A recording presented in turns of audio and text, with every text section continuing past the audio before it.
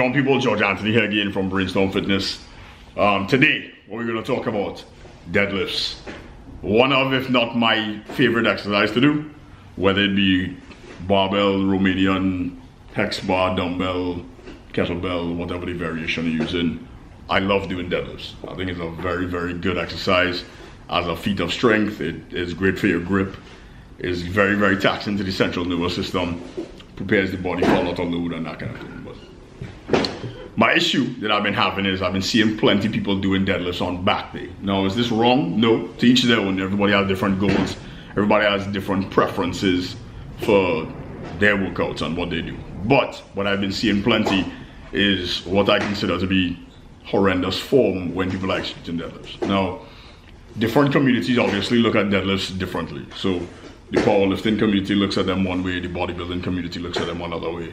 The general gym goers look at them another way. But at the end of the day, the goal is to operate safely and to prevent injury. So that is where my problem mostly lies. Now, when people do deadlifts on back day, in many cases, you see a lot of excessive flexion and extension of the spine. Now, most people will tell you, especially seasoned trainers and people in the industry will tell you this is not good, right? Because the majority of the time what you want to do is maintain having a neutral spine. So the natural curve of the spine all the way from the base all the way to the top. So the base being your tailbone and all the way to the top, which is the atlas, right? Or the bones at the top of your neck that support your skull.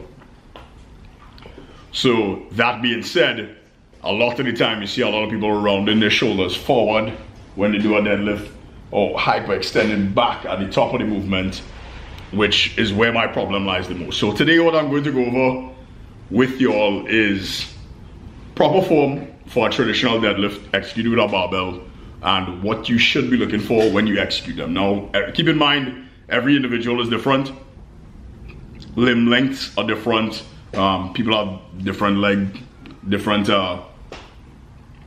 femurs and tibia-fibia complex and everything in between, right? So not everybody's going to be exactly the same, but my goal is to get you to understand what the movement pattern should be looking like, so that way you can more efficiently and safely execute the exercise. Check it out. So I wanted to start off by showing some of the patterns that I have an issue with, whether they're inefficient or I deem them to be unsafe. So if you notice here, the bar is very, very far away from me. I have to bring it in towards my body plenty as I'm coming up. If you look at the position I started from as well, my hips or my butt was very low and my knees were bent plenty. So that takes away some of the mechanical advantage of the glutes, which are supposed to be doing the majority of the work here during this lift. Also on the way down, you'll notice that the bar travels more in an S pattern than a direct pattern up and down. Now this is going to vary as well because of limb length.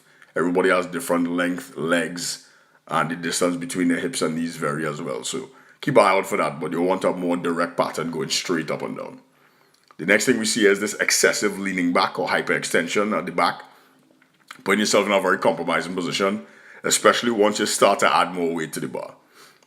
One of the most common things that we see is the bouncing of the bar, bouncing the weights off the ground, so you're relying on the momentum of the weights hitting the floor instead of contracting the muscles in order to lift the weight. And then lastly, the thing I see probably most often is looking forward as you go down. So you get that head tilting up or looking forward as you come down, putting the neck again in a compromising position. So the setup of the lift is fairly important. My shins are nice and close to the bar. I'm actually doing both hands with an overhand grip on the bar here. So the back is nice and flat. The head is down, not looking forward.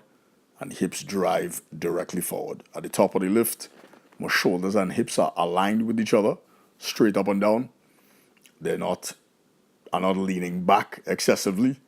And also, my hips meet the bar. They don't go any more past that because your glutes can only flex so much to achieve hip extension. So the travel of the bar is also vertical, going straight up and down. So it's not swinging too far away from my body and it's not coming too much towards my body. It's just going from the floor in as straight a line as possible to get to the top of the lift. So I'm going to do a little illustration here to try to better explain what I was trying to demonstrate in the video. Here you have your weight. I'm going to do a little rudimentary stick figure drawing here, so bear with me. Here's your head, and then you have your spine coming down from the head.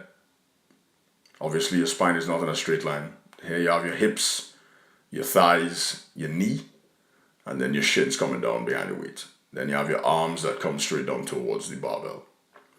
Now obviously the spine does not go in a straight line, it has natural curves to it. But you kind of get the idea here. So there you have your glutes that will hook to the left. There is supposed to simulate the position of the glutes. So here showing kind of the natural curve of the spine. Obviously your spine is not straight and fixed. But the idea is that you maintain this natural curve without getting excessive curves here at the top or at the lower back, or what we call lordosis, excessive lordosis. Also, you don't want the butt to tuck under, and you're trying to maintain this position without too much arching of the back. So if I was to draw a straight line from the bottom to the top here like this, that should be the travel of the bar. It should look somewhat like this if you were able to connect a string per se to the barbell as you pull it up. The travel of the bar should be straight up. Now my concern is not too much with these angles, because as I mentioned before, everybody has different length legs, so that's going to vary greatly. So these angles here will vary based on you as an individual, but the goal is to maintain the travel of the bar as well as the neutral position of the spine. So erasing some of this here now to try to give you all a better idea of how this should look. So again, you have the glutes, which are primarily responsible for hip extension, or the act of moving them forward. So if this is your back and forward, if you're facing forward, the glutes are primarily responsible for this motion here, where you're going from hips being bent to hips moving forward. So again, we're talking about neutral spine, keeping the back as straight and level as possible, including the neck, and hip extension, right? So you're going from a backward position to a forward position. Also, the joints are going to be sitting differently based on you as an individual. They're going to go up and down, or whatever the case is, but this is essentially the pattern that you should be looking for. So that being said, train smart, then train hard. Acquire proper movement mechanics first, then develop muscular endurance, and then plan accordingly. So if your goal is maximal strength, plan for that. If your goal is hypertrophy or muscle growth, plan for that. All in all, work safely, work smart, then work hard, right? Hopefully this video helped you all a little bit understand what you should be looking for when you execute deadlifts. And if you have any questions, comments, different variations, suggestions, whatever the case might be, feel free to drop me a line. Call, tell me I'm wrong. If you have a reason to, continue to do things however you want to do them. But at the end of the day, this is just a little snippet based on my experience, both personal and professional. So take it for what it's worth. Hopefully you all learned something today, and happy lifting.